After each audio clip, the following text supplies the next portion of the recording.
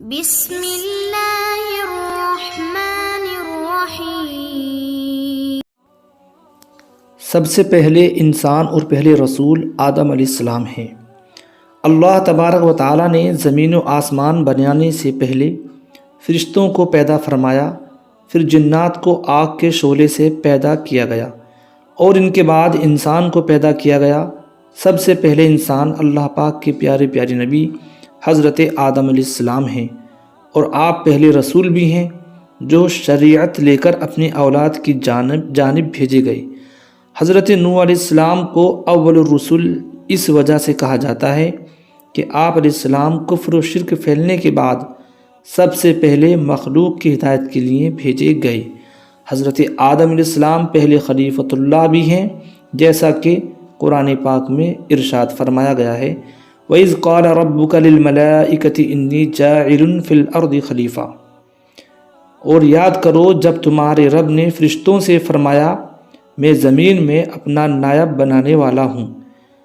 اس آیت کی تفسیر میں مفسرین کرام فرماتے ہیں کہ خلیفہ اسے کہتے ہیں جو احکامات جاری کرنے اور دیگر اختیارات میں اصل کا نائب ہوتا ہے۔ اگرچہ تمام انبیاء علیہم السلام اللہ پاک کے خلیفہ ہیں، لیکن یہاں خلیفہ سے حضرت آدم علیہ السلام مراد ہیں، اور فرشتوں کو حضرت آدم علیہ السلام کی خلافت کی خبر اس لیے دی گئی کہ وہ ان کے خلیفہ بنائے جانے کی حکمت معلوم کریں اور ان پر خلیفہ کی عظمت و شان ظاہر ہو کہ ان کو پیدائش سے پہلے ہی خلیفہ کا لقب عطا کر دیا گیا ہے، اور آسمان والوں کو ان کی پیدائش کی خوشخبری دی گئی۔ لہٰذا اللہ تبارک و تعالی اس سے پاک ہے کہ اسے کسی سے مشورے کی ضرورت ہو۔ البتہ یہاں خلیفہ بنانے کی خبر فرشتوں کو ظاہری طور پر مشورے کے انداز میں دی گئی۔ اس سے اشارتاً معلوم ہوتا ہے کہ کوئی اہم کام کرنے سے پہلے اپنے ماتحت افراد سے مشورہ کر لیا جائے تاکہ اس کام سے متعلق ان کے ذہن میں کوئی بات ہو تو اس کا حل ہو سکے، یا کوئی ایسی مفید رائے مل جائے جس سے وہ کام مزید بہتر انداز سے ہو جائے۔ اللہ تبارک و تعالیٰ نے اپنے پیارے آخری نبی حضور اکرم صلی اللہ تعالیٰ علیہ وسلم کو بھی صحابہ اکرام رضی اللہ تعالیٰ عنہم سے مشورہ کرنے کا قرآن کریم میں حکم ارشاد فرمایا۔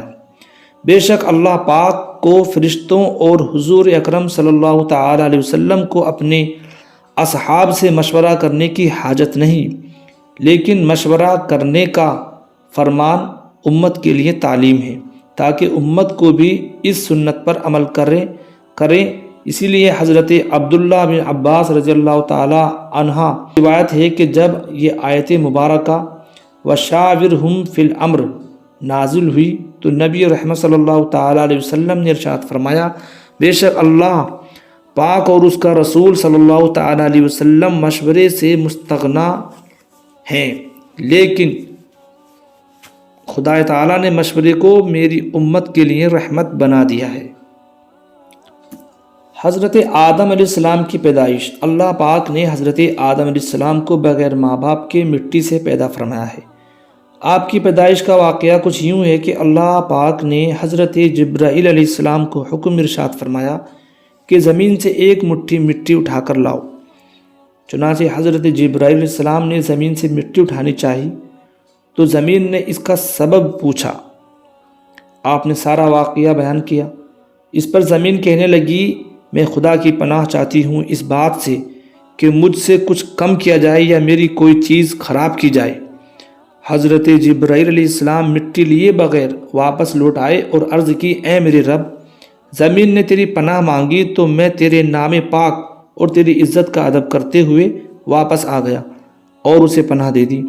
پھر اللہ تبارک و تعالیٰ نے حضرت میکائیل علیہ السلام کو بھیجا تو انہوں نے بھی اسے پناہ دے دی اور بارگاہ الہی میں وہی عرض کی جو حضرت جبرائیل علیہ السلام نے عرض کی تھی۔ پھر اللہ تبارک و تعالیٰ نے حضرت اسرافیل علیہ السلام کو بھیجا تو وہ بھی اسی طرح واپس آ گئے۔ پھر حضرت عزرائیل علیہ السلام کو بھیجا۔ جب زمین نے ان سے پناہ مانگی تو انہوں نے فرمایا، میں اس بات سے اللہ پاک کی پناہ مانگتا ہوں کہ اس کے حکم پر عمل کیے بغیر واپس چلا جاؤں۔ چنانچہ انہوں نے زمین سے مٹی لے لی تو اللہ تبارک و تعالیٰ نے روح قبض کرنے کا کام بھی انہی کے ذمے لگایا کہ تم نے ہی اس مٹی کو زمین سے الگ کیا ہے، تم ہی اس کو ملانا، اور ان کا نام ملک الموت یعنی موت کا فرشتہ رکھا گیا۔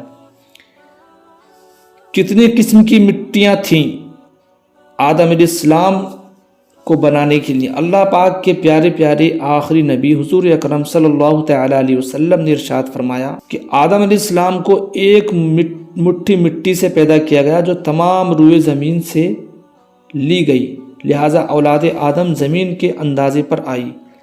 ان میں سرخ، سفید، کالے، درمیانے اور نرم، سخت، پلید اور پاک ہیں۔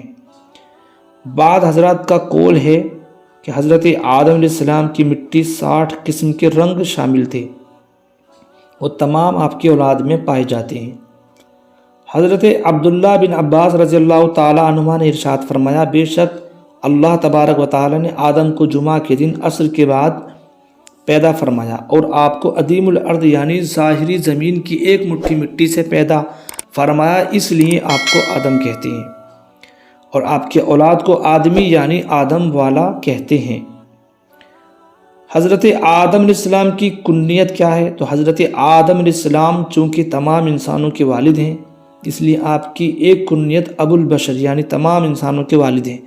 آپ علیہ السلام کی ایک کنیت ابو محمد بھی ہے، اور جنت میں بھی یہ کنیت آپ کی ہوگی، جیسا کہ حدیث پاک میں ہے کہ جنت میں کسی کی کنیت نہیں ہوگی سوائے حضرت آدم علیہ السلام کے، اور آپ کی عزت و تعظیم کے لیے جنت میں کنیت ابو محمد ہوگی۔ چنانچہ خدا تعالیٰ کے حکم سے جب زمین سے مٹی جمع کر لی گئی تو اللہ تعالیٰ نے حکم فرمایا کہ اس کو وہاں رکھو جہاں آج خانہ کعبہ ہے۔ پھر فرشتوں کو حکم ہوا کہ اس مٹی کا مختلف پانیوں سے گارا بنائیں۔ پھر اس پر 40 دن بارش ہوئی، 39 دن غم کی اور 1 دن خوشی کی، اسی لیے انسان کی زندگی میں خوشی کم اور غم زیادہ ہیں۔ جب حضرت آدم علیہ السلام کے مبارک وجود کے لیے گارا بنا لیا گیا تو اسے ہواؤں کے ذریعے اتنا خشک کیا گیا کہ وہ بجنے والی مٹی کی طرح ہو گیا جیسے ٹھیکری۔ پھر اللہ تبارک و تعالیٰ نے فرشتوں کو حکم ارشاد فرمایا کہ اس کو لے کے طائف کے درمیان وادی نعمان میں عرفات کے پہاڑ کے نزدیک رکھ دو۔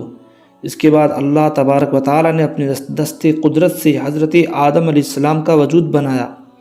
فرشتوں نے پہلے کبھی ایسی خوبصورت شکل و صورت نہیں دیکھی تھی، اس لیے وہ حضرت آدم علیہ السلام کا مبارک وجود دیکھ کر بڑے حیران ہوئے اور ان کے ارد گرد تعجب سے دیکھتے رہے۔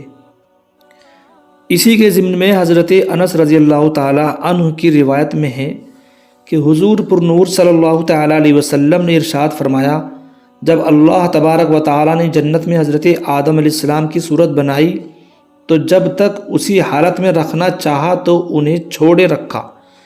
ابلیس ان کے آس پاس گردش کرنے لگا، وہ دیکھتا تھا کہ یہ کیا چیز ہے، تو جب اس نے انہیں خالی پیٹ دیکھا تو سمجھ گیا کہ یہ ایسی مخلوق پیدا کی گئی ہے جو اپنے اوپر قابو نہ رکھے گی، یعنی یہ مخلوق شہوت اور غصے کے وقت اپنے نفس پر قابو نہ رکھے گی، وسوسے کو آسانی سے دور نہ کر سکے گی۔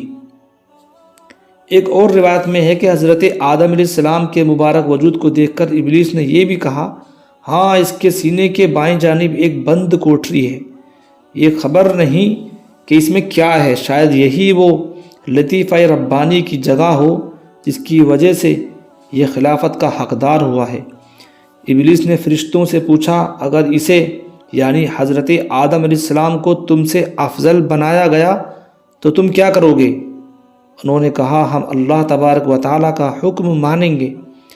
بد وقت شیطان لعین اپنے دل میں کہنے لگا، اگر اسے مجھ سے افضل بنایا گیا تو میں اس کے تابع نہیں رہوں گا۔ جمعہ اسی لیے کہتے ہیں کہ اس دن میں حضرت آدم علیہ السلام کے جسم شریف کی تکمیل ہوئی تھی۔ فرمان آخری نبی صلی اللہ تعالیٰ علیہ وسلم، بہترین دن جس میں سورج نکلے وہ جمعہ کا دن ہے۔ اسی دن حضرت آدم علیہ السلام کو پیدا کیا گیا، اسی دن انہیں جنت سے زمین پر اتارا گیا، اسی دن ان کی توبہ قبول فرمائی گئی، اسی دن ان کی وفات ہوئی اور اسی دن قیامت قائم ہوگی۔ یہاں حضرت آدم علیہ السلام کی پیدائش سے مراد یا تو ان کے جسم شریف کی تکمیل ہے یا جسم شریف میں روح پھونکنا مراد ہے، کیونکہ حضرت آدم علیہ السلام کے جسم کی ساخت تو بہت عرصے تک ہوتی رہی، ہر قسم کی مٹی پانی کا جمع فرمانا، پھر اس کا خمیرہ کرنا، پھر اعضاء ظاہری باطنی کا بنانا، پھر بہت روز تک سکھانا، اس میں بہت دن لگے، یہ ایک دن اور ایک ساعت میں نہیں ہوا۔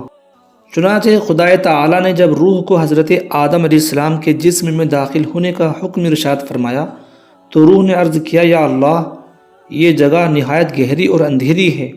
3 بار حکم الہی ہوا اور تینوں بار روح نے یہی عرض کی تو اللہ پاک نے فرمایا، نہ چاہتے ہوئے داخل ہو رہی ہے تو پھر نکلنے میں بھی سخت تکلیف ہوگی۔ یہی وجہ ہے کہ جب انسان کے جسم سے روح نکلتی ہے تو سخت تکلیف ہوتی ہے۔ تفسیر نعیمی میں ہے کہ بعض روایات میں ہے یعنی وہ نور پیشانی آدم علیہ السلام میں امانت رکھا گیا، اب روح آہستہ آہستہ داخل ہونے لگی۔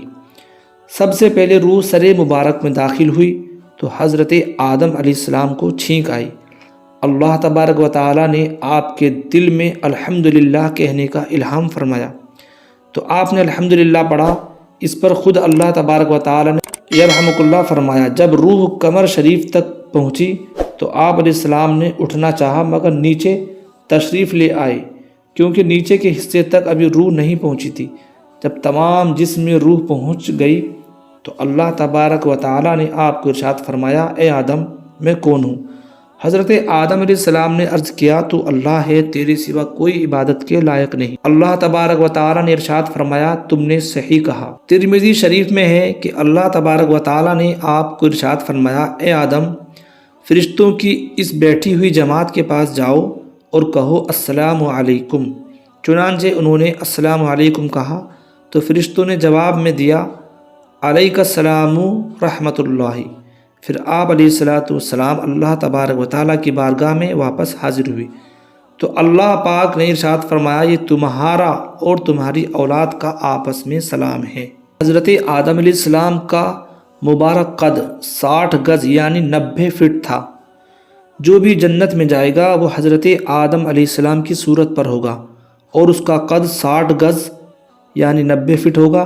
پھر حضرت آدم علیہ السلام کے بعد اب تک مخلوق قد و قامت میں کم ہوتی جا رہی ہے۔ ایک اور روایت میں ہے کہ جب اللہ تبارک و تعالیٰ نے حضرت آدم علیہ السلام کو پیدا فرمایا اور ان کی پیٹھ پر ہاتھ پھیرا تو ان کی پشت سے قیامت تک پیدا ہونے والی روحیں نکلیں جنہیں اللہ تبارک و تعالیٰ پیدا فرمانے والا ہے۔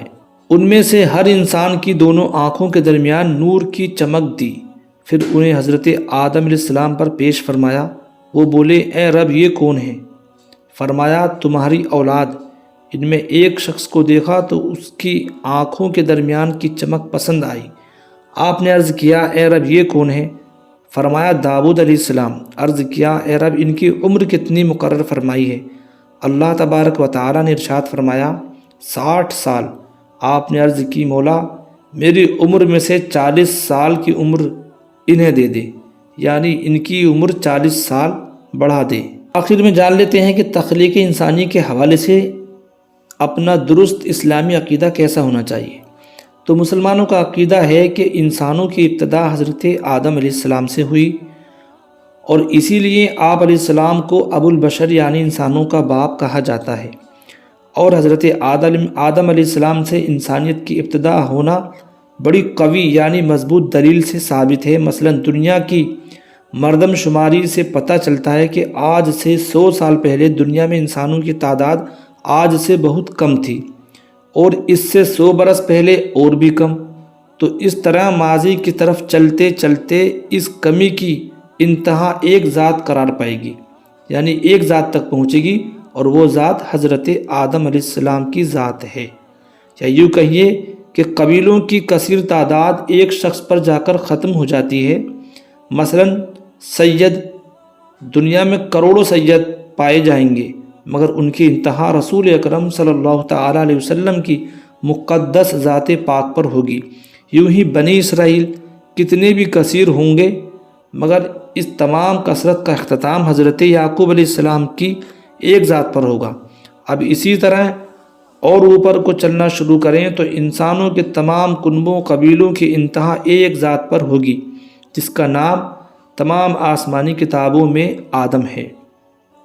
اور یہ تو ممکن نہیں ہے کہ وہ ایک شخص پیدائش کے موجودہ طریقے سے پیدا ہوا ہو، یعنی ماں باپ سے پیدا ہوا ہو، کیونکہ اگر اس کے لیے باپ فرض بھی کیا جائے تو ماں کہاں سے آئے، اور پھر جسے باپ مانا وہ خود کہاں سے آیا؟ لہذا ضروری ہے کہ اس کی پیدائش بغیر ماں باپ کے ہو، اور جب بغیر ماں باپ کے پیدا ہوا تو بالیقین وہ اس طریقے سے ہٹ کر پیدا ہوا، اور وہ طریقہ قرآن نے بتایا کہ اللہ پاک نے اسے مٹی سے پیدا کیا۔ خلق الانسان من صلصال کالفخار، انسان کو پیدا فرمایا بجتی ہوئی مٹی سے، کالفخار جیسے ٹھیکری۔